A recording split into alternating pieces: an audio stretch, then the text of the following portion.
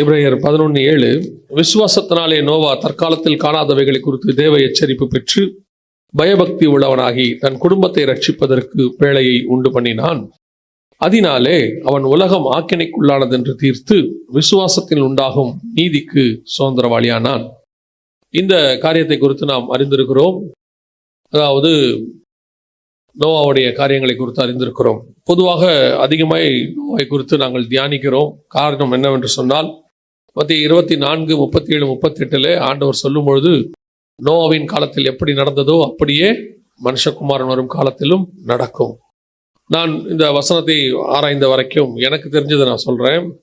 இந்த நோவாவுடைய சம்பவம் அந்த 5, 6 அதிகாரங்கள் 7, 8 வரைக்கும் 9 வரைக்கும் இருக்கும். அதுல நீங்க வாசிச்சு பார்த்தீங்கன்னா, இப்ப நாம நடக்க வேண்டிய வழி, சொல்ல வேண்டிய காரியம், என்ன செய்யணும், இதுக்கப்புறம் என்ன நடக்கும், எல்லா தீர்க்க தரிசனங்களும் வழிமுறைகளும் அதற்கேற்ற காரியங்கள் எல்லாமே அதுல இருக்கும். அது ஒரு மேப் மாதிரி அல்லது ஒரு ஃபார்முலா மாதிரி. அதை நீங்க உட்காந்து தியானிச்சு பார்த்தீங்கன்னா செய்ய வேண்டிய காரியங்களை குறித்து ஆண்டவர் அங்கே தெளிவாய் சொல்லி வைத்திருக்கிறார். இப்போ இந்த வசனத்தை வாசிக்கும் பொழுது நோவா விசுவாசத்தினால் உண்டாகிற அந்த நீதியை சுதந்திரிப்பதற்காக அப்படின்னு இருக்கு. அப்படின்னா என்னன்னா, அவன் அடுத்து வரப்போகிறதான மிக முக்கியமான சுதந்திரம்னா, அடுத்து அவன் வேலைக்கு வெளியே வந்து உலகத்தை அவன் சுதந்திரிக்கணும். விசுவாசம் உண்டாகும் நீதினா அது இன்னும் கொஞ்சம் எல்லாம் சுதந்திரிவாளி ஆனான் இருக்கு. ஸோ அந்த சக்சஸ் அவன் அடைவதற்கு சில காரியங்களை செய்ய வேண்டி இருக்கிறது என்று சொல்லி நாம் பார்க்கிறோம். இப்போ இந்த காரியத்தை வாசிக்கும் பொழுது இதே காலகட்டத்தில் தான் நாமளும் இருக்கிறோம். நோவாவுடைய காலகட்டத்தை போலதான் இப்ப இருக்கிறோம் ஸ்பிரிச்சுவலி. அப்படி இருக்கிற நம்ம சில காரியங்களை செய்தால்தான் நோவாவை போல அடுத்து வரக்கூடியதான ஒரு ஆவிக்குரிய உலகம், ஒரு ஆவிக்குரிய ராஜ்யம் அல்லது பரலோகத்தில் நமக்கு இருக்கிறது 1000 வருஷ அரசாட்சி, இப்படி நிறைய இருக்கு. இதை நாம் சுதந்திரிக்கணும். நாம் ஏதோ இந்த பூமியில இந்த வாழ்க்கையை வாழ்ந்து போறதுக்காக கர்த்தர் நம்மளை அழைத்திருக்கிறார். இதுதான் நம்முடைய டெஸ்டினேஷன் அல்லது முடிவு என்று நீங்கள் நினைப்பீர்களானால், பவுல் சொல்லுகிறார், இம்மைக்காக மாத்திரம் நாம் அதை தேடுகிறவர்களா இருந்தால் நாம் எப்படிப்பட்டவங்களா இருப்போமா? பரிதபிக்கப்பட்டவர்களை போல இருப்போம் என்று சொல்லப்பட்டிருக்கிறது. அப்போ நாம் இந்த பூமிக்காகவோ பூமிக்குரிய ஆசீர்வாதத்துக்காகவோ மட்டும் கர்த்தரை தேடுகிறவர்கள் அல்ல. அதுவும் இருக்கிறது. நான் எப்பவும் சொல்வேன், ஆண்டவர் சொல்லும் போது இவையும் உங்களுக்கு கூட கொடுக்கப்படும் அப்படின்னு சொல்லியிருக்கிறார். ஆண்டவர் சொல்லும் பொழுது இதையும் சேர்த்து தான் தருவார். ஸோ இது ஒரு விஷயமே கிடையாது. என்னை பொறுத்த வரைக்கும் நான் இயேசுவை ஏற்றுக்கொண்டு ஒரு 33 ஆண்டு காலம் ஆகிவிட்டது. 34வது ஆண்டு காலம். இந்த 34 ஆண்டு காலத்தில் நான் என்ன சொல்வேன் என்று சொன்னால், இயேசு கிறிஸ்து ஒரு நாள் கூட தம்முடைய பிள்ளைகளை கைவிட்டதை நான் பார்த்ததே கிடையாது. என்னை பர்டிகுலராக ஒரு நாள் கூட அவர் என்னை கைவிட்டதை, அவர் விலகினதை, நான் அவரை விட்டு தூரம் போயிருக்கிறேன் எத்தனையோ முறை. ஆனால் ஒரு முறை கூட அவர் என்னை விட்டு தூரம் போனதே கிடையாது. அவர் மீண்டும் அரவணைத்துக் கொள்கிறவராய் தான் இருக்கிறார். அவ்வளவு பத்திரமாய் பாதுகாக்கிற ஒரு தேவன். அப்படிப்பட்டதான ஒரு ஆண்டவர் இவ்வளவு காரியங்களை செய்கிறவரை போய் இன்னும் ஆண்டவர் அதுக்காகத்தான் நான் தேடுகிறேன் என்று சொன்னால், இல்ல, நம்ம அதையும் தாண்டி ஒரு கணவன் மனைவியை நேசிக்கிறதும், மனைவி கணவன் நேசிக்கிறதும், பிள்ளைகளை பெற்றோர் எந்த ஒரு முகாந்திரம் இல்லாம நேசிப்பாங்க. அதாவது எந்த ஒரு பிரதிபலன் எதிர்பார்க்காம நேசிப்பாங்க. பாருங்க, அந்த நேசம்தான் தேவன் நம்மேல் வைத்திருக்கிறார். அதே நேசத்தை நம்மிடத்திலும் அவர் எதிர்பார்க்கிறார். அவ்வளவுதான். இயேசு கிறிஸ்து எதுக்காக நம்மளை நேசிக்கணும்? கொஞ்சம் யோசிச்சு உட்காந்து பாருங்க. அவர் நம்மளை நேசிக்கிறதுக்கு என்ன இருக்கு நம்ம கிட்ட? ஏதாவது 1% இருக்குதான்னு பாருங்க. ஒண்ணுமே இருக்காது. ஆனால் நம்மளெல்லாம் நேசிக்கிறாருங்கிறது உண்மையிலே பெரிய விஷயம்தான். அப்படி இருக்கும் பொழுது அந்த அன்பை அவர் திருப்பி எதிர்பார்க்கிறது இயல்பு தானே. நான் செலுத்துகிற அன்பை திருப்பி என்ன செய்யணும்? எனக்கு செலுத்தணும்னு. அப்போ ஆண்டவர் ஒரு நோக்கத்தோடு கூட தான் ஒரு காரியத்தையும் செய்கிறார் என்று சொல்லி பார்க்கிறோம். இந்த இடத்துல இந்த வசனத்தை வாசித்த போது 7வது வசனத்துல நோவா பயபக்தி உள்ளவனாகி தன் குடும்பத்தை ரட்சிப்பதற்கு பேழையை உண்டு பண்ணினான் அப்படின்னு சொல்லி பார்க்கிறோம். ஆனால் கர்த்தருடைய திட்டம் அது மட்டுமல்ல, அதுவும் கர்த்தருடைய திட்டத்தில் இருக்கிறது அந்த இடத்துல. ஆனால் கர்த்தருடைய திட்டத்துல அது மட்டும் இல்ல, இன்னும் சில காரியங்களும் இருக்கிறது. இப்போ 3 மிக முக்கியமான விஷயங்களை பேழைக்குள்ளே கர்த்தர் செய்கிறார். பேழைக்குள்ளே வைக்க சொல்றார் ஆண்டவர் 3. ஆனா நோவா இந்த வசனத்தை வாசிக்கும் பொழுது பயபக்தி உள்ளவனாகி என்ன செய்தாராம்? பேழைக்குள்ள தன் குடும்பத்தை ரட்சிக்கும்படி அப்படின்னு வசனம் சொல்லுது. ஆனா கர்த்தருடைய திட்டம் என்னன்னு சொல்லி பாருங்க. வாசிங்க. முதலாவதாக 18வது வசனம் வாசிங்க. 6ஆம் அதிகாரம் ஆதியாகமத்தின் புஸ்தகம் 18வது வசனம் வாசி. ஆனாலும் உன்னுடனே உன் உடன்படிக்கை ஏற்படுத்துவேன், நீயும் உன்னோடு கூட உன் குமாரரும் உன் மனைவியும் உன் குமாரரின் மனைவிகளும் வேலைக்குள் பிரவேசியுங்கள். முதலாவதாக தேவனுடைய திட்டம் ஃபர்ஸ்ட் வேலைக்குள்ள இருக்க வேண்டியது யார் அப்படின்னு பாத்தீங்கன்னா, நோவாவும் அவன் குமாரரும் அவன் மனைவியும் அவன் குமாரன் மனைவிகளும் அப்படின்னு இருக்கிறது. இப்போ நீங்க வாசிச்ச எபிரேயர் 11:7 திருப்பி வாசிங்க பார்ப்போம். விசுவாசத்தினாலே நோவா தற்காலத்திலே காணாதவைகளை குறித்து தேவ எச்சரிப்பு பெற்று பயபக்தி உள்ளவனாகி தன் குடும்பத்தை ரட்சிப்பதற்கு பேழையை உண்டு பண்ணினான். இதான் கர்த்தர் சொன்னார், நீயும் உன் குமாரரும் உன் மனைவியும் உன் குமாரரின் மனைவிகளும் பேழைக்குள் பிரவேசியுங்கள். இது கர்த்தர் ஃபர்ஸ்ட் சொன்னது. இப்போ கர்த்தர் ஆண்டவர் நோவாவை பார்த்து ஒரு பேழையை உண்டு பண்ண சொல்லிட்டு அதுல ஃபர்ஸ்ட் உள்ள போக சொன்னது இவங்களை பத்தி தான் சொன்னார். இப்போ நோவாவும் அதைத்தான் கரெக்டாக செய்கிறார். வசனம் சொல்லுது, தன் குடும்பத்தை ரட்சிப்பதற்கு ஒரு பேழையை உண்டு பண்ணினான் அப்படின்னு. இது முதலாவதாக பேழைக்குள் இருக்க வேண்டியதான ரொம்ப இம்பார்ட்டன்டான ஒரு விஷயம். இன்னைக்கு நாம கர்த்தருடைய வருகைக்குள்ளே பிரவேசிக்க போகிறோம். கர்த்தர் நமக்கென்று ஒரு ஸ்தலத்தை ஆயத்தம் பண்ணி கொண்டு இருக்கிறார். கர்த்தர் நம்மளை என்ன செய்யறாரு, கொண்டு போய் அதில் வைக்க போறாரு. நான் எங்கே இருக்கிறேனோ அங்கே உங்களை வைத்துக் கொள்வேன் என்று கர்த்தர் வாக்கு பண்ணி இருக்கிறார். அதுல முதலாவது பிரவேசிக்க வேண்டியவர்கள் யார் அப்படின்னு சொல்லி பாத்தீங்கன்னா, முதலாவது நாமும் நம்முடைய குடும்பமும் இந்த பேழைக்குள் பிரவேசிக்கிறவர்களாய் காணப்பட வேண்டும். இப்போ இந்த நானும் என் குடும்பமும் பிரவேசிக்கணும். நிறைய பேர் வீட்டுல போனீங்கன்னா அந்த ஒரு வசனம் இருக்கும், நானும் என் வீட்டாருமோ என்றால் கர்த்தரையே சேவிக்கிறீங்களாங்கிறதான் கேள்வி. நானும் என் வீட்டாருமோ என்றால் கர்த்தரையே சேவிப்போம், சேவிக்கிறோமா? இன்னைக்கு கிறிஸ்தவ குடும்பங்களை பத்தி மட்டும்தான் நான் பேசுகிறேன். இன்னைக்கு கிறிஸ்தவ குடும்பங்களில் எத்தனை குடும்பம் சொல்ல முடியும் 100% நாங்கள் வருகையில போவோம், நானும் என் குடும்பமும் என் பிள்ளைகளும் நாங்கள் கண்டிப்பாக போவோம் அப்படிங்கிற ஒரு நிச்சயம் எத்தனை பேருக்கு இருக்கிறதுன்றது பார்க்கணும். இந்த காலகட்டத்தை கடைசி ஒரு 20 வருஷத்தை எடுத்து பார்க்கும் பொழுது அநேக குடும்பங்கள், ஒரு பக்கம் குடும்பங்கள் உடைகிறது, குடும்பத்தை ஒரு பக்கம் பிசாசு என்ன செஞ்சுக்கிட்டு இருக்கிறான், உடைச்சிக்கிட்டு இருக்கிறான். இன்னொரு பக்கம் பெற்றோருக்கும் பிள்ளைகளுக்கும் நடுவுல மிகப்பெரிய கேப், கேட்டா அதுக்கு பேரு ஜெனரேஷன் கேப், என்னென்னமோ சொல்றாங்க, பெரிய கேப். இப்போ அந்த பிள்ளைகள் கிறிஸ்துவுக்குள்ள வருவார்களா, பேழைக்குள்ள வருவார்களா? பட் இவங்க எல்லாருமே கிறிஸ்டியன் தான், இதான் இங்க இம்பார்ட்டன்ட். இவங்க எல்லாருமே கிறிஸ்தவர்கள் தான். இன்னும் சொல்ல போனால் இவர்கள் ஆலயத்துக்கு கூட ஒன்றாய் வருவார்கள். ஆலயத்துல வந்து ஒரு குடும்பம் 4 பேர் இருக்கிறீங்கன்னு வச்சுக்கோங்களேன், கணவன் மனைவி 2 பிள்ளைகள், நான் ஒரு அப்ராக்சிமேட்டா சொல்றேன், 4 பேர் இருக்கீங்கன்னு வச்சுக்கோங்களேன். இந்த 4 பேரும் ஒரு ஒன்னஸோட, ஒரே மனதோட கூட ஆலயத்துல உட்கார முடியுதா? உங்களால வந்து உட்கார முடியுதா? அல்லது ஒரே மனதோடு கூட உங்களால் குடும்பத்தை இன்னைக்கு நடத்த முடியுதா? அதான் ரொம்ப ஃபர்ஸ்ட் நான் பார்க்குற 2 விஷயம் இருக்கு. ஒன்று, ஒரு குரூப் இருக்கு, நல்லா ஊழியம் கூட பண்ணுது, நல்லா ஊழியம் பண்ணுது, ஆனால் அவர்கள் குடும்பத்தை பார்த்தீங்கன்னா பிரச்சனையில் இருக்குது. நோவாவுக்கு கர்த்தர் ஒரு தரிசனம் கொடுக்கிறார். என்ன சொல்றாருன்னா, அந்த வசனத்தை நீங்க வாசிங்க இல்லையா, தற்காலத்தில் காணாதவைகளை குறித்து தேவ எச்சரிப்பு பெற்று. இப்ப ஆண்டவர் என்ன சொல்லியிருப்பாரு நோவா கிட்ட, எப்பா இன்னொரு வருஷம் சொல்லியிருக்க மாட்டாரு, இன்னும் சில கொஞ்ச நாள்ல உலகம் அழிய போது, நீ ஒரு பேழையை உண்டு பண்ணு, அது சொல்றாரு. இங்க சொல்றாரு, ஜலத்தினால் அழிக்க போறேன், நீ ஒரு பேழையை உண்டு பண்ணு.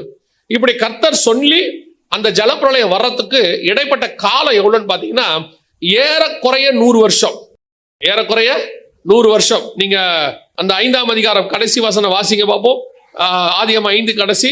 நோவா 500 வயதான போது சேம், காம், யாபேத் என்பவர்களை பெற்றான். 7ஆம் அதிகாரம் 11ஆம் வசனம்.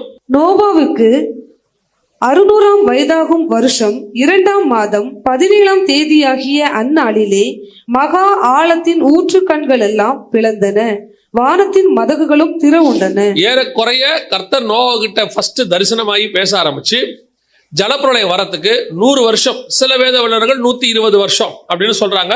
ஏறக்குறைய 100ல இருந்து 120க்குள்ளன்னு வச்சுக்கோங்களேன். ஒரு தரிசனம் கிடைக்குது நோவாவுக்கு. ஆண்டவர் பேசுறார், என்ன சொல்றாரு, உலகமே அழிய போது, ஒரு பேழையை உண்டு பண்ணு. இந்த தரிசனத்தை நோவாவால தன் மனைவிக்குள்ள கொண்டு போக முடிஞ்சிச்சு பாருங்க 100 வருஷமா. இன்னைக்கு நீங்க ஒரு தரிசனத்தை உங்களுடையதான பார்ட்னர், கணவன் மனைவிக்குள்ளேயோ மனைவி கணவனுக்குள்ளேயோ கொண்டு போக முடியுதா? உங்களால அந்த காரியத்தை செய்ய முடியுதான்னு மட்டும் பாருங்க. அது நான் சொல்றது உலக பிரகாரம் ஆரம்பிச்சு ஒரு குடும்பத்துல ஒரு விஷயத்தை டிசிஷன் எடுக்கணும் அப்படின்னா கணவனும் மனைவியும் சேர்ந்து ஒன்னா எடுக்க முடியுதான்னு பாருங்க. அப்படி எடுக்க முடியாதவங்க எப்படி ஒரு ஆவிக்குரிய டிசிஷன் எடுப்பீங்க? எப்படி ஒரு தரிசனத்தை பெற்றுக்கொள்வீங்க? எப்படி ஒரு ஊழியத்தை இணைஞ்சு செய்வீங்க? காரணம் என்ன? கர்த்தர் தான் உங்களோட கூட பேசுகிறார், கர்த்தர் தான் ஒரு காரியத்தை சொல்றாரு. அதை ஏன் உங்களால உங்க பார்ட்னர் கிட்ட கொண்டு போக முடியல அப்படின்னா என்ன அர்த்தம்? அவங்க 2 பேருக்குள்ள ஒரு வீட்டுக்குள்ள இருக்கிறாங்க, 10 வருஷம் 20 வருஷம் 30 வருஷம் 40 வருஷம் இருக்கிறாங்க. ஆனா அவர்களுக்குள்ள ஒரு மனம் இல்லை, அவ்வளவுதான் விஷயமே, ஒரு ஒன்னஸ். இந்த விஷயத்தை கர்த்தர் சொல்றாரு, இது கர்த்தர் சொல்லுவாரு இவங்களால புரிஞ்சிக்கவே முடியல. அவர்கள் ஒரே மாம்சமா இருப்பார்கள்னு வசனம் மட்டும் சொல்லுது. நாமளும் அப்படிதான் ஒரு உறுதிமொழி கொடுத்து வரோம். அப்படி கொண்டு வரும் பொழுது நம்மளால என்ன செய்ய முடியல? நம்ம மூளை சொல்றத கால் செய்து, மூளை சொல்றத கை செய்து. கண்ணுல தண்ணி வந்து ஆட்டோமேட்டிக்கா கை போய் தொடைக்குது. இதுக்கு சென்டரா இருந்து மூளை ஒரு ஐடியா கொடுக்குது, போய் தொடன்னு சொல்லி. இப்ப கண்ணு கேட்கல, நீ எனக்கு வந்து தொடன்னு சொல்ல. அப்ப ஒரே மாம்சம்னா என்ன? இங்க நடக்கிறோம் ஒரு அந்த ஒன்னஸ் வருது பாருங்களேன்.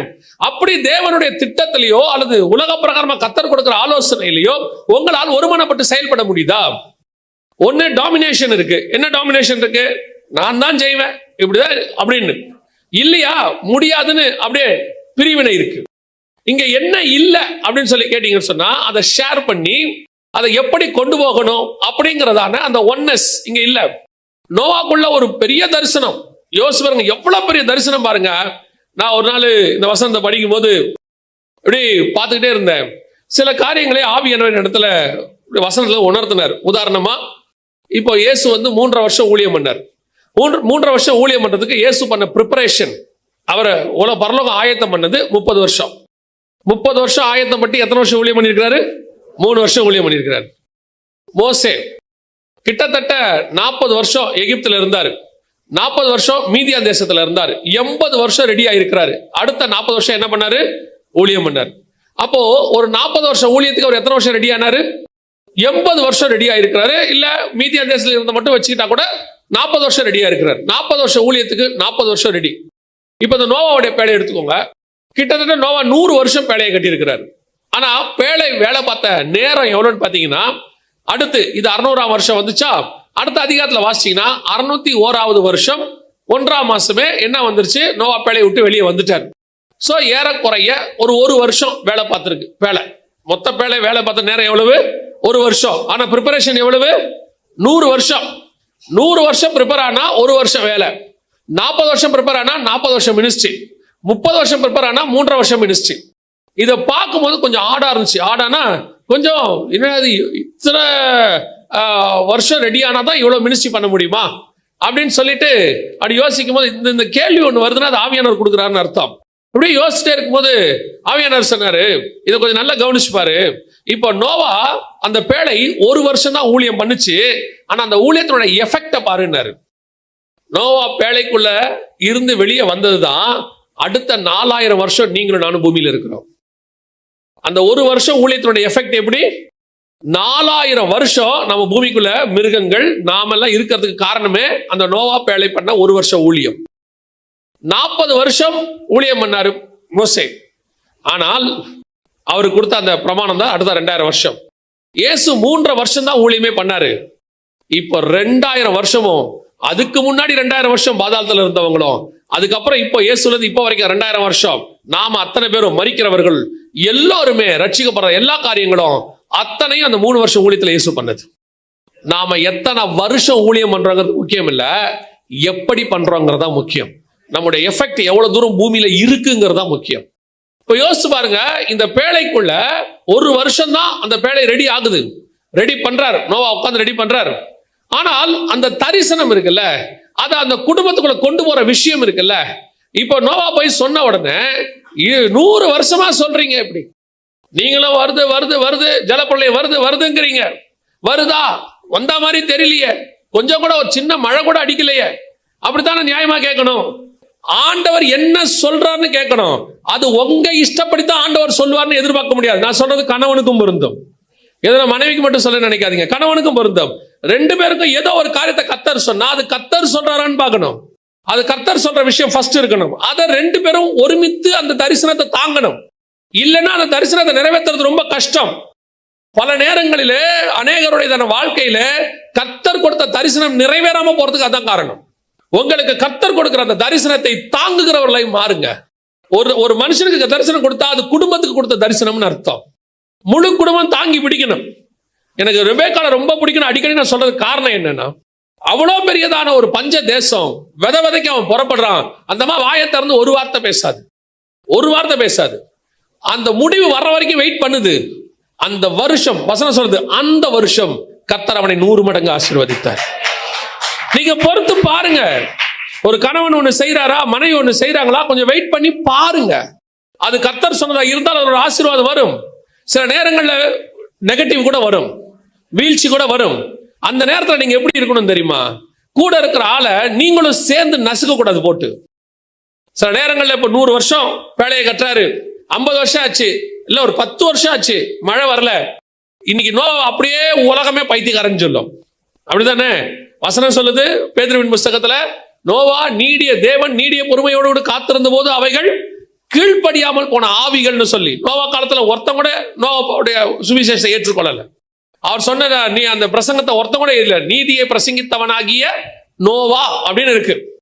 அவ ஒருத்தன் கூட ஏற்றுக்கொள்ளல. கிட்டத்தட்ட ஒரு பக்கம் பிரசங்கம் பண்ணிட்டு இருக்கு, ஒரு பக்கம் வேலையை கற்றார். அத்தனை பேர் என்ன சொல்லியிருப்பான்? நோவாவை பார்த்து வைத்தியக்கார மாதிரி பண்ணிட்டு இருக்கிறான். ஏன்னா இது உலகமே. இப்ப நீங்க சொல்லி பாருங்க நோவாவுடைய தரிசனத்தை, இப்ப நீங்க சொல்லி பாருங்க.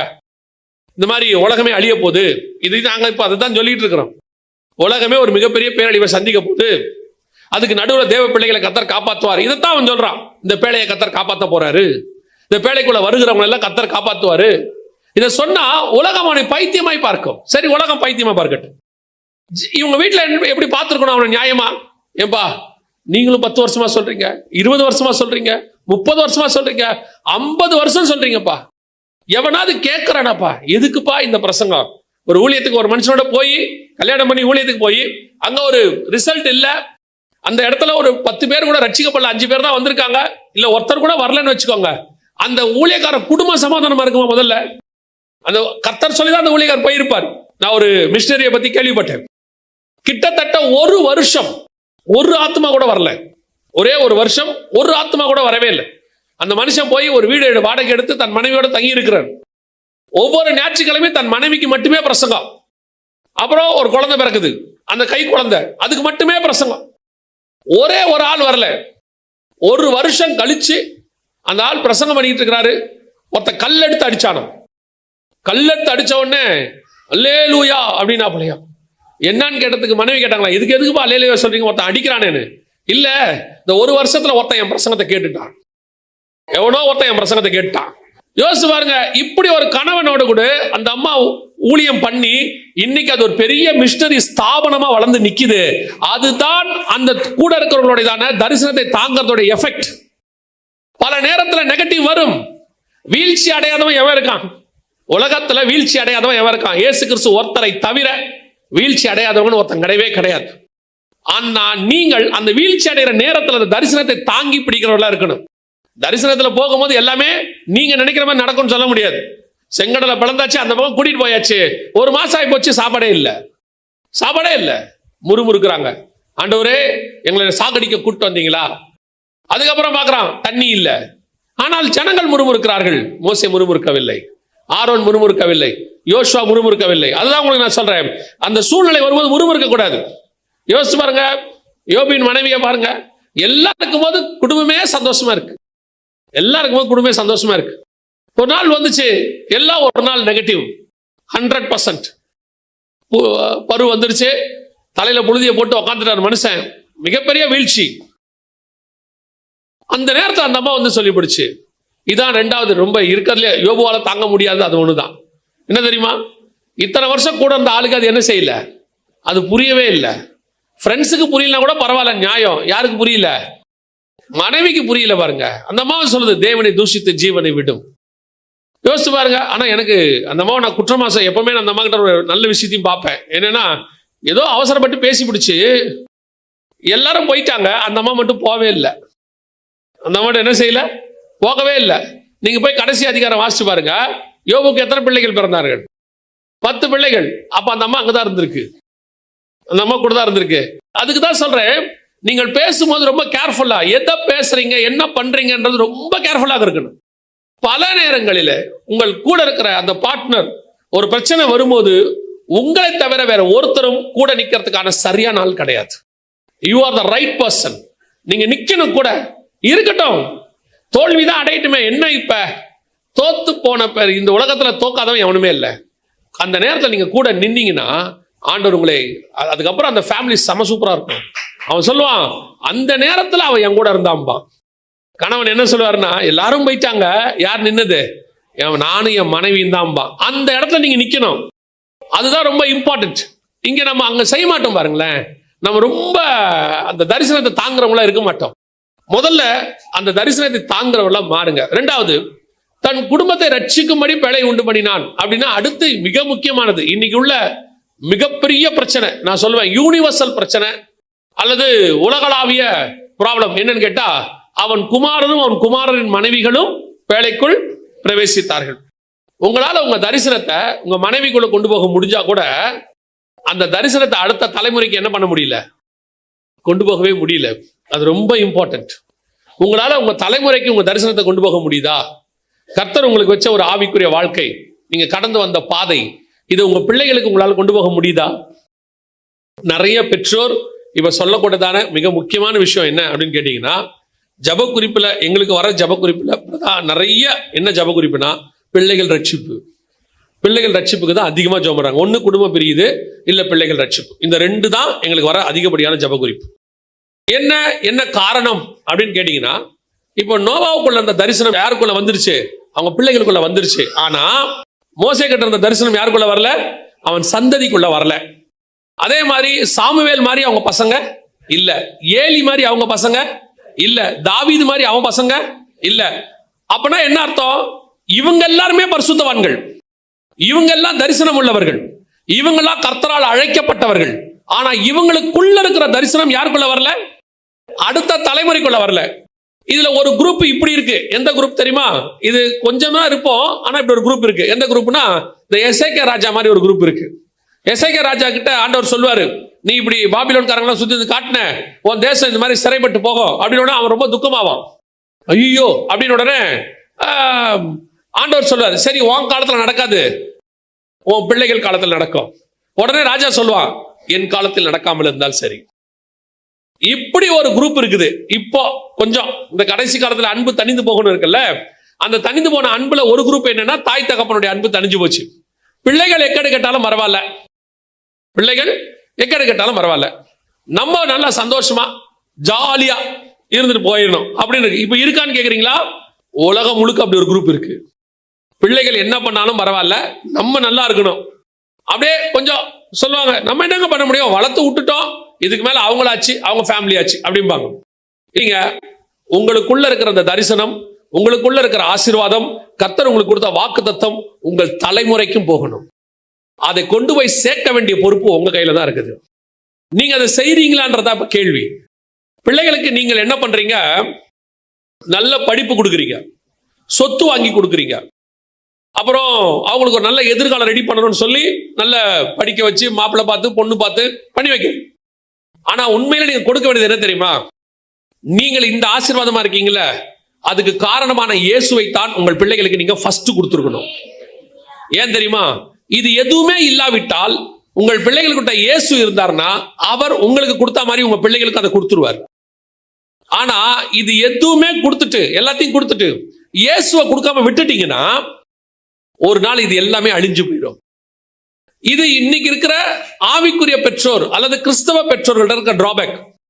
பிள்ளைகளுக்கு என்ன கொடுக்குறீங்க? சர்ச்சைக்கு கூட்டு வரதுல எவ்வளவு இம்பார்ட்டன்ஸ் கொடுக்குறீங்க? ஞாயிற்றுக்கிழமை ஒரு கிளாஸ், ஸ்பெஷல் கிளாஸ்னா தேவையில்லை, நான் ஸ்கூலுக்கு போல அல்லது காலேஜுக்கு போல அல்லது எக்ஸாமுக்கு போல சர்ச்சுக்கு தான் போவேன்னு கரெக்டா சொல்ற பெற்றோர் எத்தனை பேர்? நீங்க எத்தனை பெற்றோர் சொல்லுவீங்க? உங்களுக்கு பிசாசு சோதனையை வைக்கிறான், கர்த்தர் அனுமதிக்கிறார் அந்த சோதனையை. எக்ஸாம் சண்டே தான் வைக்கிறாங்க. இப்ப 6 நாள் இருக்கு, 6 நாள்ல முக்கியமான எக்ஸாம்ஸ் எல்லாம் பாருங்க சண்டே வைக்கிறான். அதுக்கு அவன் ஒரு காரணம் சொல்றான். உங்களுக்கு 6 நாள் இருக்கு, அவன் 6 நாள் வைக்கிறது இல்ல. இது உங்களுக்கு வைக்கப்பட்ட விசுவாச சோதனை. சர்ச்சா எக்ஸாமா? ஒரு காலகட்டம் வரைக்கும் நான் சொல்லுவேன், போன தலைமுறை நாங்க விசுவாசியா இருக்கிற காலகட்டம் வரைக்கும் எங்களுக்கு வச்ச டெஸ்ட் சர்ச்சா வேலையா, சர்ச்சா வேலையா, இவ்வளவுதான் எங்களுக்கு வச்ச டெஸ்ட். நாங்க ஒரு தீர்மானம் எடுத்தோம், வேலை கிடையாது சர்ச்சு அப்படின்னு ஒரு தீர்மானம் எடுத்தோம். நான் சொல்லுவேன், என் வாழ்க்கையில் 2 சாட்சி சொல்லுவேன். நான் ஆரம்பத்தில் ஒரு கடை வச்சு வேலை பார்த்துட்டு இருந்தபோது, அப்போ திடீர்னு ஞாயிற்றுக்கிழமை காலையில கடைக்கு போயிட்டு சாயங்காலமா தான் ஆராதனைக்கு போவேன் நான். இப்போ ஒரு நாள் ஆண்டவர் கேட்டாரு, ஃபர்ஸ்ட் ப்ரிஃபரன்ஸ் எனக்கா வேலைக்கா அப்படின்னு கேட்டாரு. உங்களுக்கு தான் ஆண்டவரே, அப்ப காலையில ஆராதனைக்கு வாண்டாரு. இது எனக்கு ஆவியானவர் உணர்த்துறது, யாரும் சொல்லல. நான் எங்க கடையில சொன்னேன், நான் காலைல வரமாட்டேன், நான் வந்து இந்த மாதிரி ஆராதனைக்கு போறேன் அப்படின்னு சொன்னேன். உடனே என் கூட இருந்தவங்க எல்லாம் சொன்னாங்க, இந்த கடையை கர்த்தர் தானே உனக்கு ஆசீர்வதிச்சு கொடுத்தாரு, அதை நீ பத்திரமா பார்க்கணுமா இல்லையா? நம்ம ஆட்கள் அப்படி ஞானமா பேசுவான், நம்ம ஆண்டவர் அதோட ஞானமா பேசுவாரு. அவர் சொன்னார், என்ன ஈசாக்க நான் தானே கொடுத்தேன், ஆமா நான் தானே கேட்டேன், தருவியா தர மாட்டியா?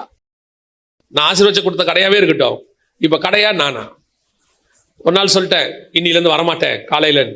இப்போ எல்லாருமே சொன்ன வார்த்தை, நீ உன் பிஸ்னஸ் நாசமா போக போகுது. எவனாவது பிஸ்னஸ் விட்டு இப்படி போவானா? நான் போனேன். நான் சொல்லுவேன், என் வாழ்க்கையில அந்த அந்த ஒரு தீர்மானம் நான் நம்புறேன், பரலோகம் எனக்கு வச்ச டெஸ்ட்ன்னு நான் நம்புறேன். அன்னைக்கு எடுத்த தீர்மானம், ஒரு நாள் இனி எனக்கு வேலை இல்லை, நான் சபைதான் தீர்மானம் எடுத்தேன். இன்னைக்கு கர்த்தருடைய கிருபையினால 7 நாளும் சபைக்கு போவதுக்கு கர்த்தர் எனக்கு கிருபை தந்திருக்கிறார். ஏதாவது ஒரு இடத்துல கர்த்தரை நிக்க வைக்கிறார். 2வது டெஸ்ட். அதுக்கப்புறம் எனக்கு வெளிநாட்டில் ஒரு வேலை கிடைச்சிச்சு.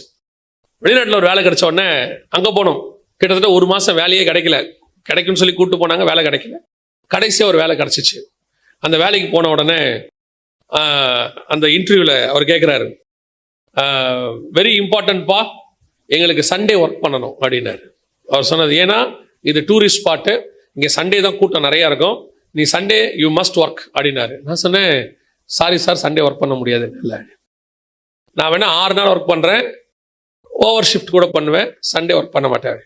உடனே அவரு, அப்போ வேலை இல்லை பண்ணாரு. Okay sir, thank you. ஆனால் அவர் வந்து தமிழர். இப்போ அவர் போகும்போது கேட்டார், அப்படி உனக்கு என்ன சண்டேல இம்பார்ட்டண்ட்டான வேலை இருக்குது அப்படின்னாரு. ஏன்னா அந்த ஊருக்காரங்களாம் சண்டேல ரொம்ப ஜாலியாக டைம் ஸ்பெண்ட் பண்ணுவாங்க, வெளியே போய் சந்தோஷமா இருப்பாங்க. அதனால அவர் நினச்சிட்டு கேட்டார், அப்படி என்ன உனக்கு ரொம்ப இம்பார்ட்டன்ட் சண்டே உனக்கு வேலை இருக்குன்னாரு. நான் ஒன்றுமே சொல்ல, சர்ச்சுக்கு போகணும் சார் அப்படின்னு. பெரிய விஷயம், அந்த ஊரில் யாரும் சர்ச்சுக்கு போக மாட்டாங்க, அவங்களாம் சர்ச்சுக்கே போக மாட்டாங்க. அவங்களாம் கிறிஸ்தவ நாடு அது, ஆனால் சர்ச்சுக்கே போகாத நாடு. அப்போ அவர் சொன்னார், சர்ச்சுக்கு போகணுமா? சர்ச்சுக்காகவாது ஞாயிற்றுக்கிழமை லீவ் கேட்குறேன்னாரு. ஆமான்னு. அவருக்கு என்ன ஆண்டவர் பேசினார் தெரியல. கர்த்தர் சொல்லுவார்ல, ராஜாவின் கண்களில் தயவு கிடைத்தது, அந்த மாதிரி அவரு சரிப்பா லீவ் எடுத்துக்கோன்ட்டாரு. ஆனால் 6 நாளும் காலைல 6 மணிலேருந்து நைட்டு 10 மணி வரைக்கும் வேலை வாங்குவார். வேலை நடக்கும்னா, ஆனால் ஞாயிற்றுக்கிழமை லீவ் கொடுத்துருவாங்க. நான் சொல்லுவேன், அதை பரலோகம் பார்க்குது நமக்கு. நீ கொஞ்சத்தில் உண்மையாய் இருந்தால் அநேகத்தில் கர்த்தர் அதிபதியாய் வைப்பார். உங்க பிள்ளைகளுக்குள்ள சொல்ல வேண்டியது இந்த விசுவாசம் தான். நீங்க காசை கொடுத்துட்டு எப்படி காசை பத்திரமா ஹேண்டில் பண்ணணும்னு சொல்றது 2வது. நீ எப்படி உனக்கு கொடுக்கப்படுகிற சொத்தை பத்திரமா பாதுகாக்கணுங்கிறது 2வது. உன் பிசினஸ் உங்க பசங்க எப்படி பத்திரமா பார்த்துக்கணும்னு சொல்லி கொடுக்கறது 2வது. ஆனால் உனக்குள்ளே கர்த்தர் கொடுத்த அந்த விசுவாசத்தை எப்படி வர்த்திக்கப்படணும் உங்க பையனுக்கு சொல்லி கொடுக்கணும் பாருங்க, அதுதான் ஃபர்ஸ்ட். இன்னைக்கு உங்களுக்குள்ள இருக்கிற ஆவிக்குரிய காரியம் போல இன்னைக்கு இருக்கிற பெற்றோருக்கு அந்த ஞானம் இல்லை. அவங்க என்ன நினைக்கிறாங்க, நான் கஷ்டப்பட்டு சொத்து சேர்த்துட்டேன், இத பிள்ளைங்கள் பத்திரமா பார்த்துக்கிட்டா போதும். அதை பார்த்துக்கிறதுக்கு ஒரே வழி ஆண்டவராக இயேசு கிறிஸ்து கூட இருக்கிறது மட்டுமே. வேற எப்படி இல்லாமல் ராஜ்யபாரமே உங்க கையில இருந்தாலும் போயிடும். தாவீதின் ராஜ்யபாரம் தேவன் இல்லாமல் நடந்த உடனே அந்த ராஜ்யபாரமே 2ஆ போச்சு.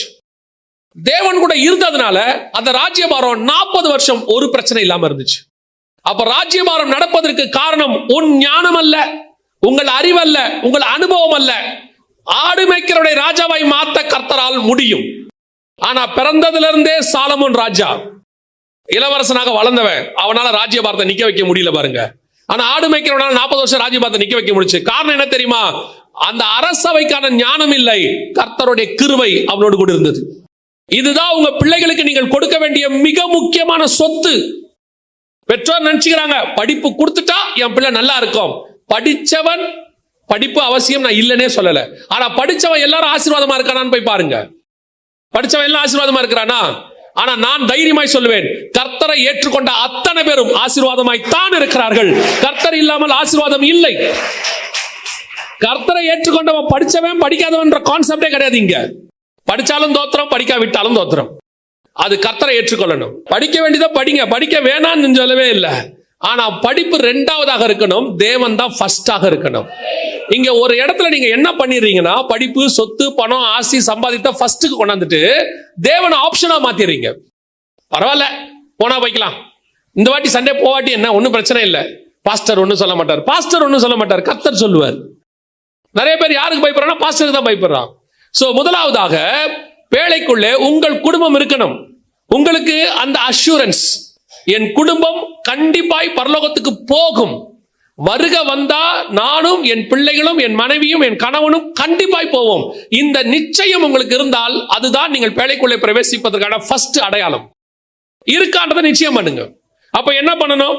உங்க ஆவிக்குரிய விஷயத்தை பத்தி கொஞ்சம் தியானிக்கணும். உட்காந்து உங்க குடும்பத்தை பத்தி ஒரு டெய்லி ஃபேமிலி பிரேயர், ஒரு குடும்ப ஜெபம் ஒண்ணு இருக்கணும். ஒவ்வொரு விஷயத்துக்கு எவ்வளவு பிளான் பண்றீங்க? ஊருக்கு போறதா எவ்வளவு பிளான் பண்றீங்க? எல்லாத்துக்கும் பிளான் பண்ணி டிக்கெட் வாங்கி கார்ல அதை பண்ணி இதை பண்ணி ரெடி பண்ண முடியுது, ஏன் தேவ சமூகத்துக்கு போக முடியல? இதெல்லாம் நீங்க சொல்ற காரணங்கள் சால்ஜாப். ஆனா கர்த்தர் சொல்றாரு, நீ ஒவ்வொரு நாளும் தேவ சமூகத்தில் காத்திருக்கணும். அப்பதான் உங்ககிட்ட இருக்கிற ஆசீர்வாதம் உங்க பிள்ளைகளுக்கு போகும். அது அப்பதான் பேழைக்குள்ள வரும். சும்மா தசமாங்காணிக்க கொடுத்துட்டு பிரதர் சொன்ன மாதிரி ஏதோ ஒரு மிஷினரிக்கு கொஞ்சம் அனுப்பிட்டு அப்புறம் கொஞ்சம் ஞாயிற்றுக்கிழமை ஆராதனைக்கு வந்துட்டு போயிட்டா என் பிள்ளைகள் ஆசீர்வாதமா இருப்பாங்களா? இல்ல. எத்தனை கிறிஸ்தவ பிள்ளைகள் அடுத்த தலைமுறையில் ஆசீர்வாதமா இருக்குன்னு பாருங்க. அதுக்கு மிக முக்கியமான காரியம், உங்களுக்குள்ள இருக்கிற தேவன் அவர்களுக்குள் போகணும், உங்களுக்குள்ள இருக்கிற தரிசனம் அவர்களுக்குள் போகணும், உங்களுக்குள்ள இருக்கிற விசுவாசம் அவர்களுக்குள் போகணும். அப்பத்தான் பேழைக்குள்ள முதலாவதாக நீங்கள் சேர்க்கப்பட வேண்டியவர்கள். இரண்டாவது, பேழைக்குள்ள ஆண்டவர் எதை சேர்க்க சொல்றாரு பாருங்க. 19வது வசனம் வாசி. சகலவித மாம்சமான ஜீவன்களிலும் ஆணும் பெண்ணுமாக வகை ஒன்றுக்கு ஒவ்வொரு ஜோடு உன்னுடன் உயிருடைய காக்கப்படுவதற்கு பேழைக்குள்ளே சேர்த்துக்கொள். இப்போ இந்த வசனத்தை வாசிட்டீங்களா? இப்ப திருப்பி எபிரேயர் 11:7 வாசிங்க. விசுவாசத்தினாலே நோவா தற்காலத்திலே காணாதவைகளை குறித்து தேவ எச்சரிப்பு பெற்று பயபக்தியுள்ளவனாகி தன் குடும்பத்தை ரட்சிப்பதற்கு பேழையை உண்டு பண்ணினான். இப்ப நோவாவுக்கு அவனுடைய தரிசனத்துல யார் மட்டும் இருக்கிறா? நோவாவுடைய தரிசனத்துல யார் மட்டும் இருக்கிறா? அவன் குடும்பம் மட்டும் இருக்கு. ஆனா கர்த்தருடைய தரிசனத்துல யார் இருக்கிறா? பூமியில் உள்ள சகல ஜீவராசிகளும் இருக்கு. இதுதான் நம்ம பேழைக்குள்ள சேர்க்க வேண்டிய இரண்டாவது விஷயம். இது நீங்கள் சேர்த்து கொள்ள வேண்டிய இரண்டாவது விஷயம் என்னன்னா, நாம நம்ம குடும்ப பரலோகத்துக்கு போறோம். இப்ப இவ்வளவு நேரம் நம்ம கேட்டிருக்கிறோம், ஏற்கனவே ஆயத்தப்பட்டவங்க இருப்பீங்க. ஓகே, நான் பரலோகத்துக்கு போகணும், என் குடும்பத்தை கொண்டு போகணும்னு ஒரு வைராக்கியம் இருக்கும். ஆசைப்படுறவங்க எல்லாரும் இருப்போம். நம்ம யாருமே நாமளோ நம்ம பிள்ளைகளோ நரகத்துக்கு போகணும்னு விரும்பவே மாட்டோம். ஆயத்தம் வேணா ஆகாம இருக்கும். ஆனா யாராவது விரும்புவீங்களா நரகத்துக்கு போகணும்னு? எல்லாருக்கும் ஆசை, பிள்ளைகள் எங்க போனோம்? பரலோகத்துக்கு போகணும்னு இருக்கு. அதுக்கான ஆயத்தம் தான் செய்யாம இருப்போமே ஒழிய, ஆனா ஆசைப்பட்டுக்கிட்டே இருப்போம். இப்ப ஆண்டவர் சொன்னது முதல் பாயிண்ட் என்னது? ஆயத்தப்படு, அதுக்கு ரெடி பண்ணு. ரெண்டாவது, நீங்கள் மட்டும் போனால் போதாது, கர்த்தருடைய தரிசனத்துல வேற யார் இருக்கிறா? இன்னும் சில ஜீவராசிகளும் இருக்கிறது. அத்தனையும் கொண்டு வந்து சேர்க்கணும் உள்ள. அதுவும் இருக்கு. பொதுவா நீங்க பாருங்க, உங்களுக்கு தெரிஞ்ச வசனம் தான். அந்த வசனத்தை கொஞ்சம் நீங்க எடுத்து பாருங்க. அப்போஸ்தலர் நடபடிகள் 1ஆம் அதிகாரம் 8வது வசனத்தை வாசிங்க. பரிசுத்த ஆவி உங்களிடத்தில் வரும்போது, பரிசுத்த ஆவி உங்களிடத்தில் வரும்பொழுது நீங்கள் பலனடைந்து எருசலேமிலும் யூதேயா முழுவதிலும் சமாரியாவிலும் பூமியின் கடைசி பரியந்தமும் எனக்கு சாட்சிகளா இருப்பீர்கள் என்றார். ஏன் இவங்க எருசலேமில் மட்டும் சாட்சியா இருக்க கூடாது? ஏன் எருசலேமில் மட்டும் சாட்சியா இருக்க கூடாது? ஆண்டவரே, நீர் இஸ்ரவேலை சுற்றி திரிந்தீர், நாங்க எருசலேமிலும் யூதேயாவிலும் சாட்சியா இருக்கிறோம் அப்படின்னா ஆண்டவர் சொல்வாரு, எனக்கு இந்த மந்தையை சேராத வேறு ஆடுகளும் இருக்கிறார்கள். கர்த்தருடைய திட்டத்துல நம்ம மட்டும் இல்ல, நம்மளை சேர்த்து இன்னொரு கூட்டமும் இருக்கு கர்த்தருடைய திட்டத்துல. நல்லா புரிஞ்சுக்கோங்க. பரலோகத்திற்கு நீங்களும் உங்கள் குடும்பம் மட்டும் வருவதற்கு ஆண்டவர் பேழையை ஆயத்தம் பண்ணவே இல்லை. உங்களை ரட்சித்ததுக்கு உங்க மூலமா இன்னொரு கூட்டமும் கர்த்தருடைய இதுல இருக்கு. 1:4 வாசிங்க. என்னை இழுத்துக்கொள்ளும் உமக்கு பின்னே ஓடி வருவோம். எப்படி? உமக்கு பின்னே ஓடி வருவோம். வருவோமா வருவேனா? வருவோம். அப்படின்னா என்ன அர்த்தம்னா, கர்த்தருடைய திட்டத்துல நீங்க மட்டும் இல்ல, உங்களை கூப்பிட்டா ஒரு கூட்டம் பின்னாடி வரணும். அதான் கர்த்தருடைய திட்டம். இது யாருக்கு தெரியும்? மனவாட்டிக்கு நல்லா தெரியும். என்ன கூப்பிடுங்க ஆண்டவரே, ஒரு கூட்டம் பின்னாடி வரும். நீங்கள் ஒரு சமாரிய ஸ்திரியை கூப்பிடுங்க, ஒரு கிராமம் வரும். ஆண்டவர் என்ன பண்ணுவாரு? மார்த்தாள் கிட்ட போய் நீ யாரை கூட்டிட்டு வா? மரியாளை கூட்டிட்டு வான்னு. மரியாள் மட்டுமா வந்தா? வசனம் என்ன சொல்லுது? மரியாளும் அவளோடு கூட அழுது கொண்டிருந்தவர்களும் அவள் கல்லறைக்கு போய் அழப்போகிறாள் என்று கருதி அவளுக்கு பின்னால். ஆண்டவருக்கு தெரியும் ஆக்சுவலா அந்த அற்புதம் யாருக்காக நடக்க போகுது? மார்த்தாளுக்காகவும் இல்ல, மரியாளுக்காகவும் இல்ல, லாசருக்காகவும் இல்ல. ஆண்டவர் தெளிவா சொல்லுவாரு, சுத்தி இருக்கிறவர்கள் விசுவாசிக்கும்படி. பிதாவே, நீர் எனக்கு செவி கொடுக்கிறீர் என்று நான் அறிந்திருக்கிறேன், ஆனாலும் கூடியிருக்கும் ஜனங்கள் விசுவாசிக்கும்படியாக. அப்போனா மரியாதை கூப்பிட்டதுக்கு காரணம் என்ன? இவன் வரணும். மார்த்தால கூப்பிட்டா மார்த்தா தான் வரும், ஆனா மரியாதை கூப்பிட்டா ஒரு கூட்டமே வரும். அப்ப தேவனுடைய திட்டத்துல என்ன இருக்கு? நீங்கள் மட்டுமல்ல, உங்களுக்கு பின்னால் ஒரு கூட்டம் இருக்கு. அதுதான் கர்த்தருடைய திட்டம். அப்போ நோவாவை பார்த்து பேழையை உண்டு பண்ணுன்னு சொன்னது, அவன் தன் குடும்பத்தை ரட்சிக்கும்படி பேழையை உண்டு பண்ணினான். கர்த்தருடைய திட்டம் என்ன தெரியுமா? அவன் மட்டுமல்ல, அவனோடு கூட சேர்ந்து பூமியில் உள்ள ஒரு பெரிய கூட்டம் உள்ளே வரணும். ஆண்டவர் பாத்துங்க, ஆபிரகாமை பார்த்து விருத்த சேதனம் பண்ண சொன்னார். இஸ்மவேல் எல்லாரும் பண்றாங்க, ஆனா ஆபிரகாம் எப்படி விருத்த சேதனம் பண்ணார் பாருங்க. வாசிங்க, 23வது வசனம் வாசிங்க. அப்பொழுது ஆபிரகாம் தன் குமாரனாகிய இஸ்மவேலையும் தன் வீட்டிலே பிறந்த யாவரையும் தான் பணத்திற்கு கொண்ட அனைவருமாகிய தன் வீட்டில் உள்ள ஆண் பிள்ளைகள் எல்லாரையும் சேர்த்து தேவன் தனக்கு சொன்னபடி அவர்கள் நுனித்தோலின் மாம்சத்தை அந்நாளிலே தானே விருத்த சேதனம் பண்ணினார். ஏன் ஆபிரகாமும் இஸ்மவேலை மட்டும் பண்ணக்கூடாது? ஏன் ஆபிரகாமுக்கு அவன் வீட்டில் இருக்கிறவங்க மட்டும் செய்யக்கூடாது? வசனம் சொல்லுது, உன் பணத்துக்கு கொண்டவர்களும் உன் வீட்டுல எவெல்லாம் இருக்கிறானோ எல்லாரும். கடைசி வசனம் வாசிங்க. அதுலயே வீட்டிலே பிறந்தவர்களும் அந்நியரிடத்திலே பணத்திற்கு கொல்லப்பட்டவர்களும் ஆகிய அவன் வீட்டு மனுஷர்கள் எல்லாரும். அவ்வளவுதான். ஆபிரகாம் என்றால் ஆபிரகாமோடு கூட ஒரு கூட்டம் இருக்கிறது. உடன்படிக்கை ஆபிரகாம் கூட தான். அந்த உடன்படிக்கை உனக்கு மட்டும் இல்ல ஆபிரகாம், உன் வீட்டுல இருக்கிற எல்லாருக்கும் சேர்த்து. ரட்சிப்பு உங்களுக்கு மட்டுமல்ல, உங்களோடு கூட சேர்ந்து ஒரு பெரிய கூட்டத்துக்கு கர்த்தர் ரட்சிப்பை வச்சிருக்கிறார்.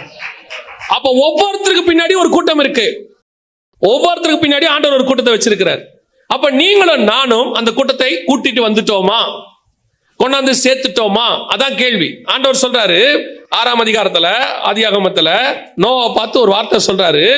20வது வசனம் வாசிங்க. ஜாதி ஜாதியான பறவைகளிலும் ஜாதி ஜாதியான மிருகங்களிலும் பூமியில் உள்ள சகல ஜாதி ஜாதியான ஊரும் பிராணிகளிலும் வகை ஒன்றுக்கு ஒவ்வொரு ஜோடு உயிரோட காக்கப்படுவதற்கு உன்னிடத்திலே வர கடவுது. வரணும்.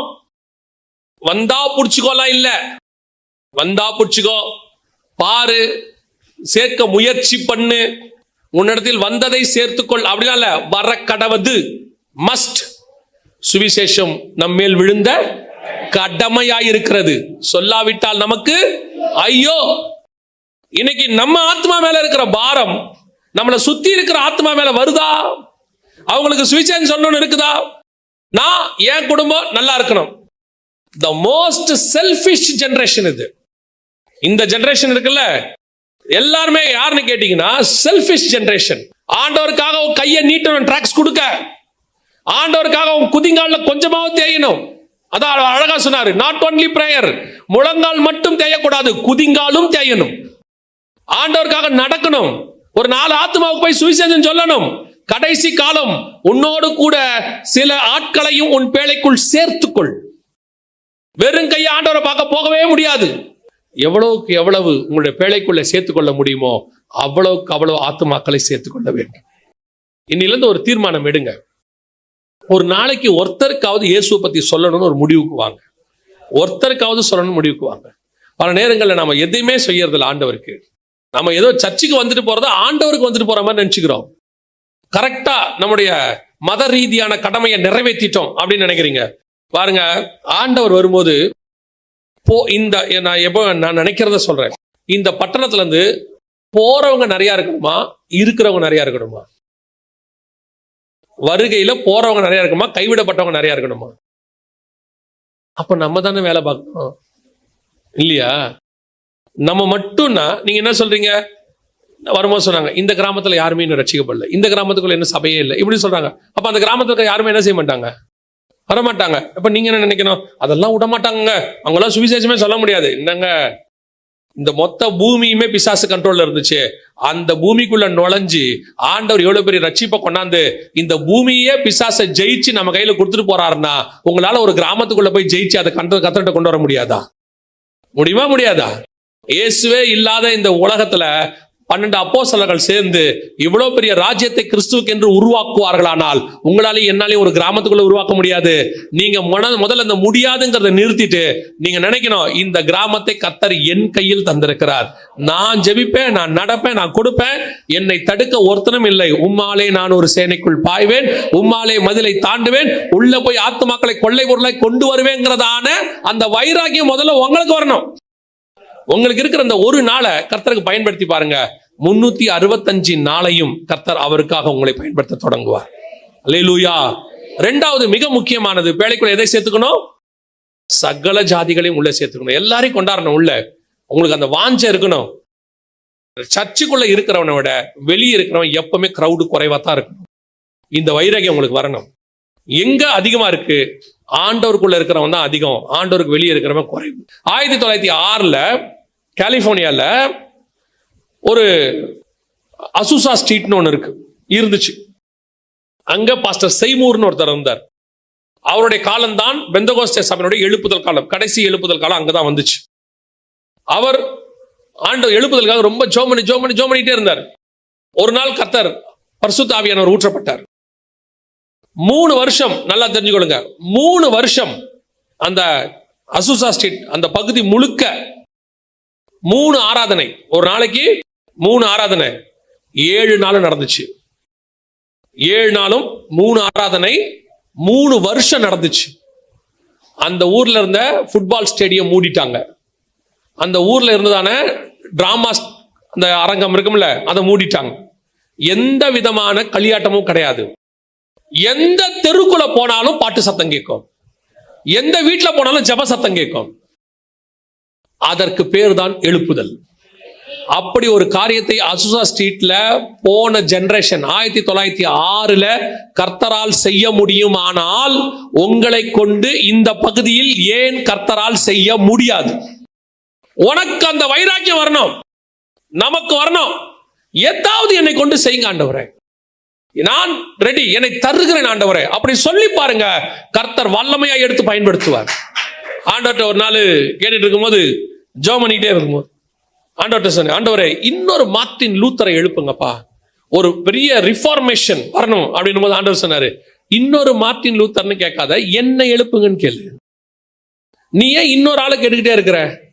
யாரையாவது அனுப்புன்னு கேட்காத, என்னை அனுப்பு. என்ன கேளு, உன்னை கொடு, அப்பத்தானே எடுத்து பயன்படுத்த முடியும். நம்ம எப்பவுமே ரட்சிப்பு வேற இடத்துல இருந்து, சகாயம் வேற இடத்துல இருந்து வரணும் இல்ல, ரட்சிப்பு சகாயம் நம்ம இடத்துல இருந்து புறப்படணும். நாமளே அந்த பாத்திரமா இருக்கணும். இந்த பகுதிக்கு உங்களைத்தான் கர்த்தர் வச்சிருக்கிறார். ஏன் இந்த கூட்டம் கூட அப்படி ஒரு எழுப்புதலுக்கான ஒரு விதை போடுற கூட்டமா கூட மாறும். கர்த்தர் நினைச்சால் இங்கிருந்து அப்படிப்பட்டவர்களை எழுப்ப முடியும். ஒரு வைராக்கியம் இல்ல, ஆண்டவருக்கு ஏதோ ஒண்ணு செய்யற, இன்னும் கடைசி நிமிஷம் தான். சோ உங்களுக்கு அந்த வைராக்கியம் வரணும், நான் எப்படியாவது கூட்டிட்டு போயிடணும் ஒரு கூட்டத்தை அப்படின்னு. சோ ரெண்டாவது, மூணாவது, பேழைக்குள்ள என்ன செய்யணும்? வாசிங்க 21வது வசனம், 6ஆம் அதிகாரம், ஆதியாகமத்தின் புஸ்தகம். உனக்கும் அவைகளுக்கும் ஆகாரமாக சகலவித போஜன பதார்த்தங்களையும் சேர்த்து உன்னிடத்தில் வைத்துக்கொள் என்றார். மூணாவது என்ன இருக்கணும் பேழைக்குள்ள? முதல்ல நம்ம இருக்கணும். ரெண்டாவது ஆத்துமாதாயம் பண்ணணும். இதெல்லாம் ஓகே. சர்ச்சுக்குள்ள இருக்க வேண்டிய அடுத்த மிக முக்கியமானது என்ன தெரியுமா? போஜனம். என்ன போஜனம்? ஆவிக்குரிய போஜனம் இருக்கணும். சர்ச்சுக்குள்ள வந்தாச்சு, ஆத்மாதாயம் பண்ணியாச்சு, 5000 பேர் 10,000 பேர், நல்லது, நான் இல்லைன்னு சொல்லல, வந்தா தோத்திரம். அதுக்கப்புறம் அப்படியே பிரிச்சு மோசே பண்ணது மாதிரி பிரிச்சு சபைகளா மாத்துருங்க. ஆனா சபைக்குள்ள இருக்க வேண்டிய, பேழைக்குள்ள இருக்க வேண்டிய மிக முக்கியமானது என்னது? மூணாவது போஜனம், ஆகாரம். ஆவிக்குரிய ஆகாரம் சபைக்குள்ள இருக்கணும். இதுல 2 விதமான ஆகாரம் இருக்கு. அதான் ரொம்ப இதை படிக்கும் போது ஆண்டவர் எனக்கு உணர்த்தினது. இப்போ இந்த பேழைக்குள்ள பாத்தீங்கன்னா 2 இருக்கு. ஒன்னு மிருகங்கள் இருக்கு, இன்னொன்னு என்ன இருக்கு? நோவாவும் அவன் குடும்பமும், 2ம் இருக்கு. இந்த 2த்துக்கும் ஆகாரத்தை சேர்த்து சொல்றாங்க. ஆண்டவர் சொல்ற வார்த்தை என்ன? 21 வாசிங்க. உனக்கும் அவைகளுக்கும் ஆகாரமாக சகலவித போஜன பதார்த்தங்களையும். 2 விதமான ஆகாரத்தை சொல்றாரு. உனக்கும் அவைகளுக்கும், அதுங்களுக்கும் சாப்பாடு வேணும், உனக்கும் ஆகாரம் வேணும்.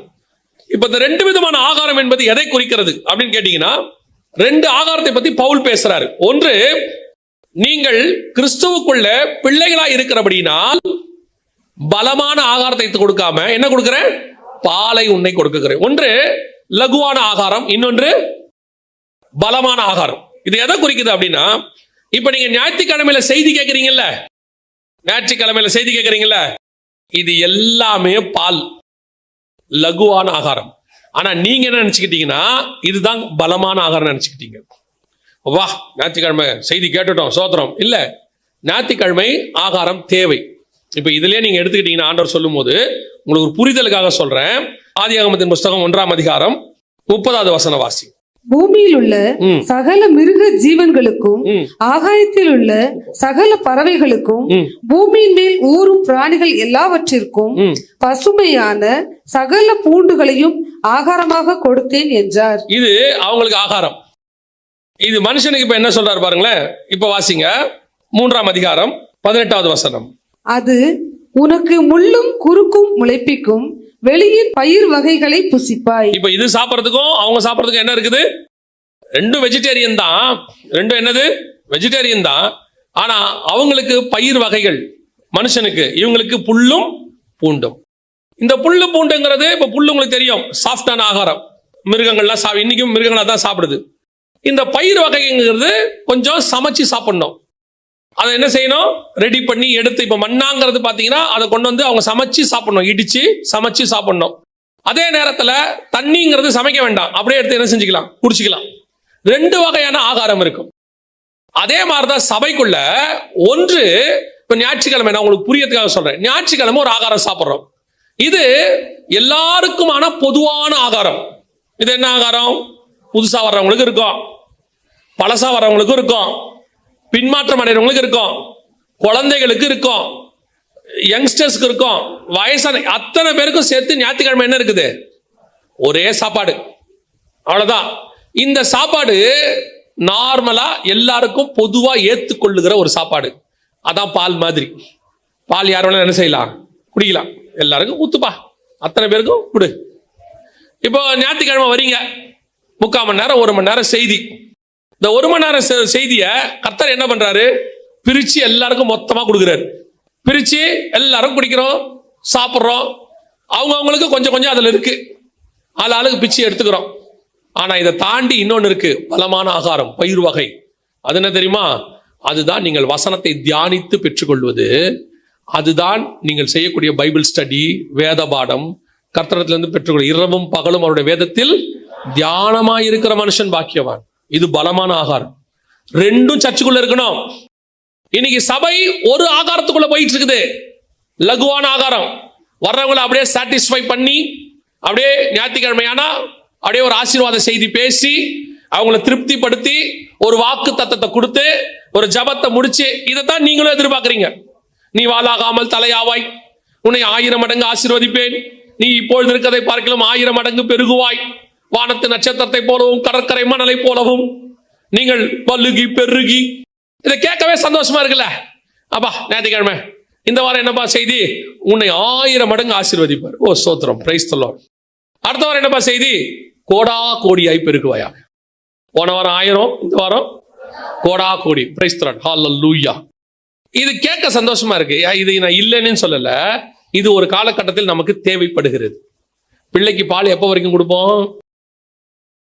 அது ஒரு குழந்தையா இருக்கிற வரைக்கும் நம்ம பால் கொடுப்போம். அது வளர்ந்த பிறகு நம்ம என்ன செய்ய மாட்டோம். அதே மாதிரி ஒரு காலகட்டத்துக்கு அப்புறம் ஆகாரம் என்ன ஆகணும்? திடமான ஆகாரத்துக்கு மாறணும். இன்னும் இந்த ஆசீர்வாதம், இந்த பலுகி பெருகுவ, இந்த அப்படி இருப்ப, உன் வியாபாரத்தை ஆசீர்வதிப்பேன், அதெல்லாம் ஆண்டவர் என்னைக்கோ செஞ்சு முடிச்சிட்டார் நமக்கு. உண்மை உள்ள மனுஷன் பரிபூர்ண ஆசீர்வாதங்களை பெறுவான். அதை யார் என்ன செய்ய முடியும்? அதை கொடுத்துட்டாரு. இப்ப எப்படி ஆகணும் தெரியுமா? ஆண்டவரே, உடைய வேதத்தின் மகத்துவங்களை பார்க்கும்படி என் கண்களை திறந்தருளும், அதிசயங்களை பார்க்கும்படி என் கண்களை திறந்தருளும். ஒரு காலம் வந்துச்சு, நேபுகாத் நேச்சாருக்கு சொப்பனத்துக்கு விளக்கம் கொடுத்துக்கிட்டு இருந்தார் இவர் உட்கார்ந்து. யாரு? தானியேல். அது என்ன சொப்பனம்? இந்த சொப்பனம் அதான்ப்பா இதா. இயேசு நியாயம் தீர்க்கிறவர், மாற்றுக்கிறதே இல்லை. ஆனால் அதுல இருந்து உன்னை தப்பித்து பரலோகத்துக்கு கொண்டு போக விரும்புகிறவர். அதுதான் முடிவு. அழிக்கிறாருங்கிறது இல்ல, அழிவிலிருந்து காப்பாத்துகிறார். இயேசு கிறிஸ்துவே நம்மளை மீட்கிறதுக்கு தானே வந்தாரு. விசுவாசிகளுக்கு நான் சொல்றேன், இந்த வேதாகமம் முழுவதும் உங்களை தூக்குவதற்காக கொடுக்கப்பட்டதே ஒழிய உங்களை கீழே தள்ளுவதற்காக கொடுக்கப்படவே இல்லை. இதுல ஒரு வசனம் கூட உன்னை கொல்லாது. அத்தனை வசனமும் உன்னை ஜீவனாய்த்தான் மாற்றும். ஏன்னா இது நித்திய ஜீவ வசனம். இன்னைக்கு இந்த வசனத்தை தியானிங்க. தயவு செய்து நன்றாய் புரிந்து கொள்ளுங்கள். உன்னுடைய பேழைக்குள்ள உனக்கு தேவையான ஆகாரம் இருக்கணும். உனக்கு தேவையான ஆகாரம் இருக்கணும். அந்த பலமான ஆகாரம் தான் கொண்டு போகும். அதே தான் உங்களுக்கும் சொல்றேன். எவ்வளவு பலமான ஆகாரத்தை சாப்பிடுகிறீர்களோ அவ்வளவு பலமாய் ஆவிக்குரிய பிள்ளைகளையும் பெற்று வருகை வரைக்கும் அந்த வசனம் தான் உங்களை பரலோகத்துக்கு கொண்டுட்டு போகும். சும்மா சபைக்கு வந்துட்டு செய்தி கேட்டுட்டு போயிட்டா பரலோகத்துக்கு போயிடலாம் நினைச்சீங்கன்னா நோ சான்ஸ். அது லகுவான புல்லு. அது அவங்க வர்றவங்களுக்கு, ஞாயிற்றுக்கிழமை புதுசா வர்றவங்களுக்கு ஓகே, புது ஆத்மாக்களுக்கு சரி, துக்கத்தோட வருகிறவனுக்கு கர்த்தர் உன்னை ஆறுதல் அளிக்கிறார், எவாஞ்சலிசம் மெசேஜ் ஓகே, அதுல இல்லைன்னு சொல்லல. ஆனா விசுவாசிக்கு, நோவாவுக்கும் அவன் மகனுக்கும் அந்த ஆகாரம் பத்தாது. அதுக்கு தான் ஆண்டவர் ரெண்டுத்தையும் பிரிச்சு சொன்னாரு. நீங்கள் ஆகாரத்தை சேர்த்துக் கொள்ளுங்கள் சொல்ல, உனக்கும் அவைகளுக்கும் ஆகாரத்தை சேர்த்துக்கொள். அது புல்லு சாப்பிடுறது, நீ பலமான ஆகாரம் சாப்பிடறாள். இது ரெண்டும் பேழைக்குள்ள இருக்கணும். பேழைக்குள்ள 3 காரியங்கள் முக்கியமா இருக்கணும். 1, நீங்கள் உங்கள் தரிசனத்தோடு உள்ளே இருக்கணும். 2, என்ன இருக்கணும்? சகல விதமான ஜாதிகளும் சேர்த்துக் கொள்ளப்பட வேண்டும். 3, எல்லாருக்கும் தேவையாக இந்த பேழை தான் வரப்போகிற அழிவிலிருந்து தப்பிக்கும். அல்லேலூயா. இந்த 3 பேழைக்குள்ள இருந்தாதான் பேழை என்ன செய்யும். இல்லைன்னா யோசிச்சு பாருங்க, ஆகாரம் இல்லைன்னு வச்சுக்கோங்க, கதவு மூடியாச்சு, 1 வருஷம் சாப்பாடு இல்லாம உள்ள இல்லை, என்ன ஆகும்? உள்ள இல்லை என்ன ஆகும்? செத்து போயிடும். நீ உள்ளேயும் சாகக்கூடாதுன்னா உள்ள கண்டிப்பா என்ன இருக்கணும்? ஆகாரம் இருக்கணும். நாம் ஜெபிக்க போகிறோம். ஏந்திரிக்கலாமா? நம்ம தேவ சமூகத்துல ஒப்பு கொடுப்போம். இந்த 3 காரியங்களும் உங்கள் வீடுகளுக்குள்ள இருக்கா? உங்க சபைகளுக்குள்ள இருக்கா? உங்களுக்குள்ள இருக்கான்னு பாருங்க. முதலாவது, கர்த்தருடைய தரிசனம் உங்களுக்குள்ள இருக்கணும். உங்களுக்குள்ளும் உங்கள் குடும்பத்துக்குள்ளும் கண்டிப்பாக இருக்கணும். வெறும் வசனத்தை அட்டையில மாற்றுறது பிரயோஜனம் இல்லை. அந்த வசனம் இருதயத்துக்குள்ள இருக்கணும். எல்லா பக்கமும் வசனத்தை மாட்டிட்டா பிசாசு வராதுன்னு அர்த்தம் இல்லை. வசனம் உங்களுக்குள்ள இருந்தாதான் பிசாசு வராது. கடைசியாய் நம் பேழைக்குள்ள சகல விதமான ஜாதிகளையும் சேர்த்துக் கொள்ளணும். எல்லாம் ஜோடு ஜோடா உள்ள வரணும். குடும்பம் குடும்பமாக ஆத்துமாக்கள் உள்ளே வரணும். அந்த வாஞ்சை இருக்கணும். ஆண்டவர் சொல்றாரு, சேர்த்துக்கொள், உன்னோட சேர்த்துக்கொள். நீ கிறிஸ்துவை சந்திக்க போகும்போது வெறும் கையா போகவே முடியாது. 3 காரியங்களை பேழைக்குள்ளே கர்த்தர் சொல்லுகிறார். இன்னைக்கு நாம ஜெபிக்க போகிறோம். முதலாவதாக குடும்பங்களுக்காக, 2வது ஆத்மாதாயம் பண்ண ஒப்பு கொடுக்கிறவர்களுக்காக, 3வது கர்த்தருடைய வேதத்தை தியானிப்பதற்காக. இந்த 3 காரியங்களுக்கு நாம ஜெபிக்க போகிறோம். இந்த 3 எனக்குள்ள இருக்கணும். எங்க வீடும் சபையும் அப்படிப்பட்ட ஒரு பேழையா இருக்கணும். வரப்போகிற அழிவிலிருந்து இந்த பேழை தப்பிக்கணும். அப்படி விரும்புறவங்க எல்லாம் உங்க கரங்களை தேவனுக்கு நேராக உயர்த்தி, ஆண்டவரே, நீர் வரும்பொழுது நானும் என் வீட்டாரும் ரட்சிக்கப்படத்தக்கதாக, அழிவிலிருந்து மீட்கப்படத்தக்கதாக இந்த பேழைக்குள்ள இதெல்லாம் இருக்கணும். அப்பா ஒப்பு கொடுப்போமா? Thank you Jesus. நல்ல தகப்பனே, கரங்களை உயர்த்தி ஜெபிக்கிற ஒவ்வொருத்தருக்குள்ளேயும் உடைய தரிசனம் புறப்பட்டு வருவதா. ஆண்டவரே, தற்காலத்தில் காணாதவைகளை குறித்து தேவ எச்சரிப்பு அவர்களுக்குள்ளே வருவதாக, அதற்கான ஒரு ஆயத்தம் வருவதாக, முழு குடும்பமும் போக வேண்டும் என்கிற எண்ணம் வருவதாக, ஒரு ஆயத்தம், குடும்பம் குடும்பமாய் ஆயத்தப்படுவார்களாக. ஒவ்வொரு வீடுகளிலும் குடும்ப ஜெபம் ஆரம்பிக்கப்படுவதாக, தனிப்பட்ட ஜெபம் ஆரம்பிக்கப்படுவதாக. அப்பா, குடும்பத்துல ஒருத்தர் கூட கைவிடப்பட்டவர்களா இராதபடி நீர் வரும்பொழுது முழு குடும்பம் எடுத்துக்கொள்ளப்பட கர்த்தர் கிருபை தருவீரா. Thank you Jesus. 2வதாக, ஆண்டவரே, கரங்களை உயர்த்தி ஜெபிக்கிற ஒவ்வொருத்தரும் ஆத்துமாதாயம் பண்ணுகிறவர்களாக, அநேகருக்குமே அறிவிக்கிறவர்களாக, சந்திக்க வரும்போது வெறுங்கையாய் வராதபடி, சந்திக்க வரும்போது திரளான கூட்டத்தை கொண்டு வருகிறவர்களாக, ஒரு சமாரிய ஸ்திரீயை போல, ஒரு மரியாளை போல, ஆண்டவரே, ஒரு பிசாசு பிடிச்ச மனுஷனுடைய கிராமத்தை போல ஒரு கூட்டத்தை கொண்டு வந்த இடத்துல ஒப்படைக்க கர்த்தர் கிருபை பாராட்டுங்கப்பா. அந்த பாரம், ஆத்ம பாரம் வரட்டும் ஆண்டவரே. கடைசியாய் எங்கள் திருச்சபை முழுவதும், எங்க விசுவாசிகள் அத்தனை பேரும் உடைய ஆகாரத்தினால் நிரப்பப்படுவார்களாக, உடைய வசனத்தினால் நிரப்பப்படுவார்களாக, இரவும் பகலும் கர்த்தருடைய வேதத்தை தியானிக்கிறவர்களை மாறுவார்களாக. சும்மா இருக்கும் போதெல்லாம் வசனத்தை தியானிக்கிறோங்கிற எண்ணம் வரட்டும். ஒரு 5 நிமிஷம் சும்மா இருந்தா வசனத்தை தியானிக்கிறோங்கிறதான ஒரு எண்ணம் வரட்டும் ஆண்டவரே. எங்க திருச்சபை வசனத்தின் மேல் கட்டப்படுவதாக, கண்மணியின் மேல் கட்டப்பட்ட வீடாய் மாறுவதாக மகிமையுள்ள கரத்திலே தாழ்த்துகிறோம் எங்கள் ஆண்டவர் இயேசு கிறிஸ்துவின் நாமத்தில்.